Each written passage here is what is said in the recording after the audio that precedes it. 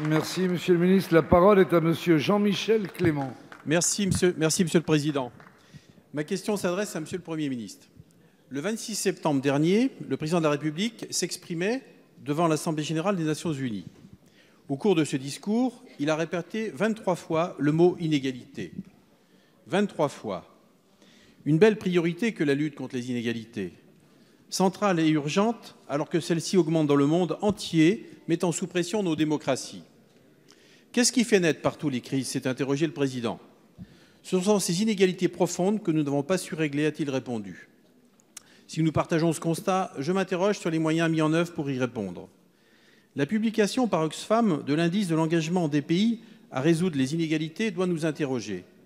En effet, notre pays figure à la 22e place du classement consacré à la fiscalité. Ce classement témoigne d'une volonté de conforter les plus riches en refusant par exemple d'établir une véritable transparence sur les écarts de salaire, comme récemment dans la loi Pacte, ou en ne s'attaquant pas à une vraie réforme des droits de succession, comme l'avait pourtant suggéré un membre éminent de votre gouvernement. Et à l'international, que fait la France pour réduire ces inégalités? Nous étudions actuellement les crédits destinés à l'aide publique au développement. L'engagement pris devant les Nations unies d'atteindre 0,55% du revenu national brut à la fin du quinquennat et 0,70 en 2025 aurait dû se traduire par des actes forts dans le budget présenté. Mais l'APD n'est créditée que de 130 millions d'euros, alors que selon l'OCDE, c'est 1 milliard par an qu'il faudrait pour tenir la trajectoire vers les 0,55.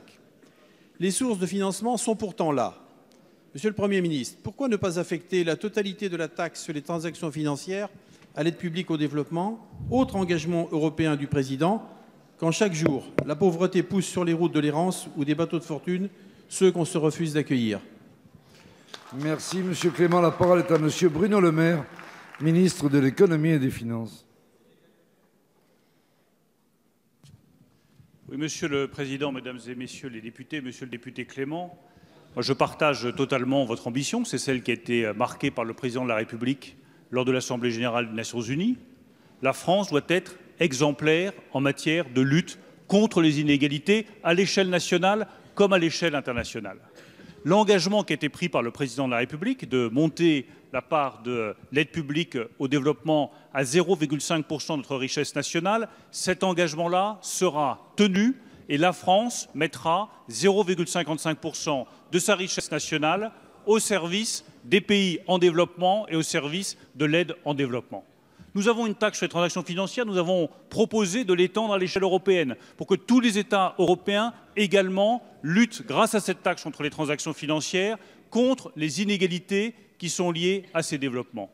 Nous avons également pris un engagement très fort en matière de lutte contre les inégalités fiscales en nous battant pour que les géants du numérique soient désormais taxés de la même manière que les entreprises européennes, les entreprises françaises, nos PME européennes et nos PME françaises. Et je vous garantis que nous allons mettre toute l'énergie nécessaire pour que demain, les géants du numérique en Europe soient taxés au même niveau que les PME et les grandes entreprises françaises ou européennes. Donc vous voyez que cette lutte contre les inégalités, ce n'est pas simplement des déclarations, ce sont des axes, c'est la taxe sur les transactions financières au niveau européen, c'est les 0,5% de notre richesse nationale pour l'APD et c'est, je l'espère, d'ici la fin de l'année 2018, une juste taxation des géants du numérique.